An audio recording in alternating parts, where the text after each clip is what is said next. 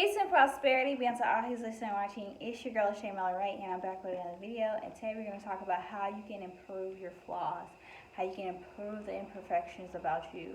I'm not saying you can't love the things about you that are not perfect, because ultimately those things help us grow into a better person.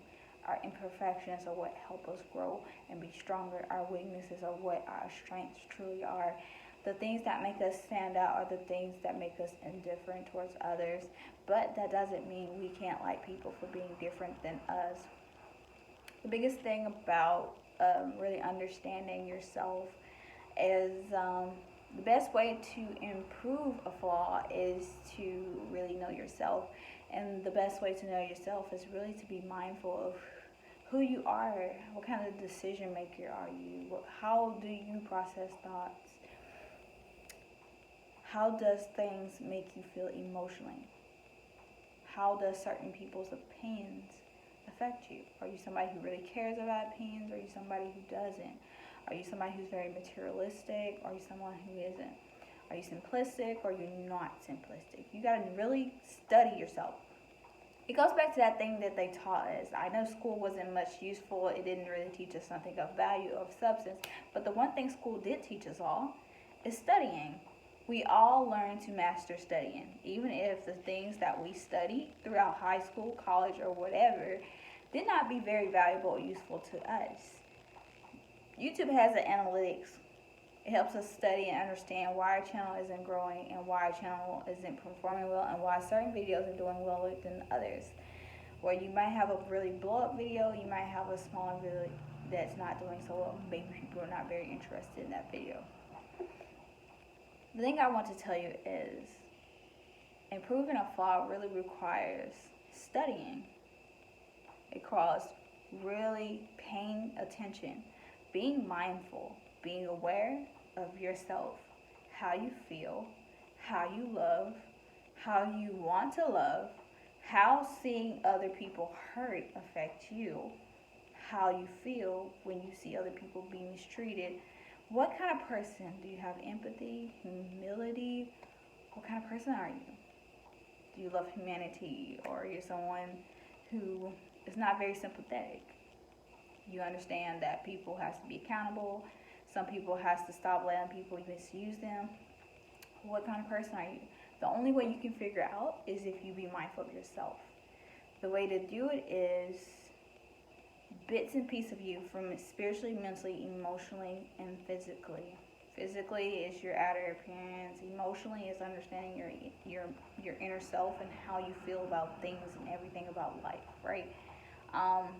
Mentally, it's just understanding your brain and how it processes things.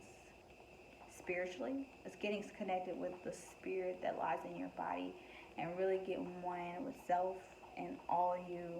And it really does take time. No, self-improvement is not easy.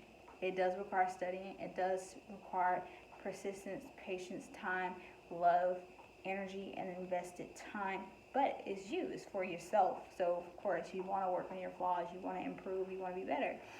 When you really get to know yourself, you start to realize that your greatest strengths are your weaknesses and your greatest weaknesses are your strengths. Because in your strengths, sometimes you feel like you don't have to grow. A lot of people feel like they don't have to grow, but you do. A lot of people are very cocky about what they're strong in, but don't realize where you feel like you're cocky and good in something.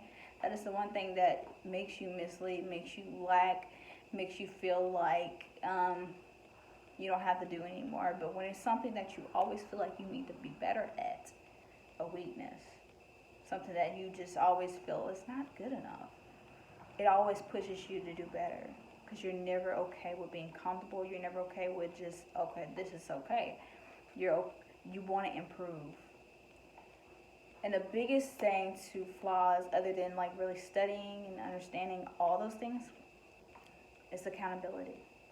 You have to take accountability for yourself and who you are before that can even happen. So if you make a mistake today, say you're somebody who smokes and you say you're going to quit, and you went 4 days without smoking, but by the 5th day you started back because you were super stressed by a situation. You have to hold yourself accountable to the things that you want, the things you say, and the things you wish to do. In order to get to the place where you want to be, you have to be strict and disciplined on yourself. So discipline is love. You have to be strict on yourself so that you can get the results you want. If you want to quit smoking, you have to say, no, I have to stop this. And then you stop it, but you have to find something that is going to help you get through that time. Find something greater, something that's going to help you in a good way.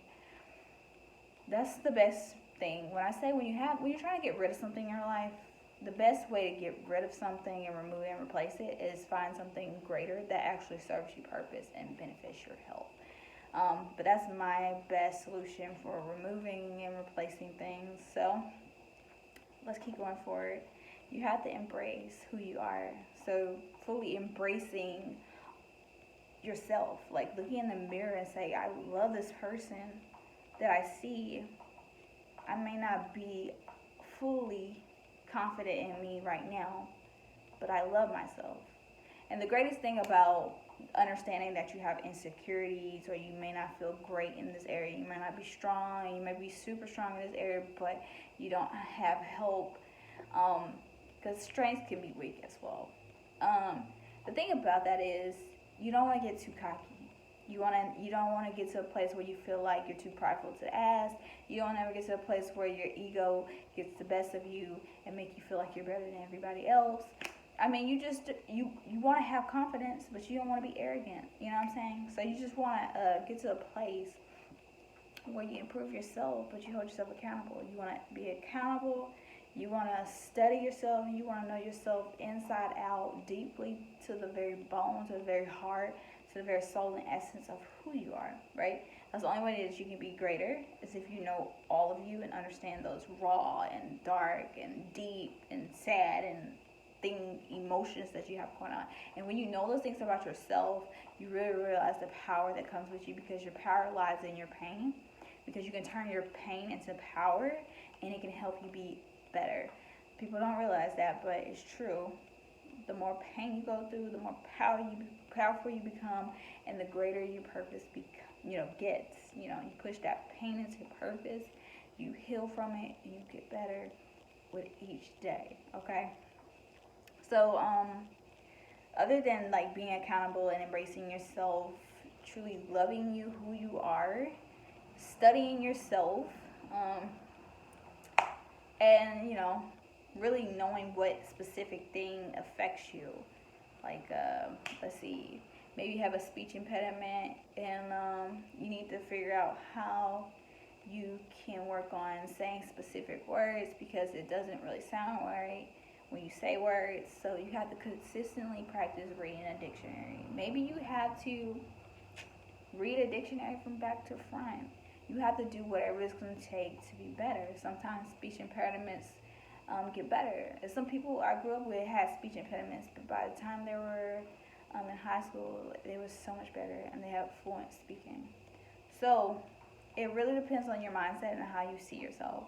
Sometimes people look at themselves as not the greatest. I mean, you're great the way you are, but it's better to improve. And with time, you can, if you make the decision to do and take the actions to run with it. But it doesn't just require knowledge; it requires actions too. So I hope you're blessed to know that improving your flaws doesn't mean you're not amazing.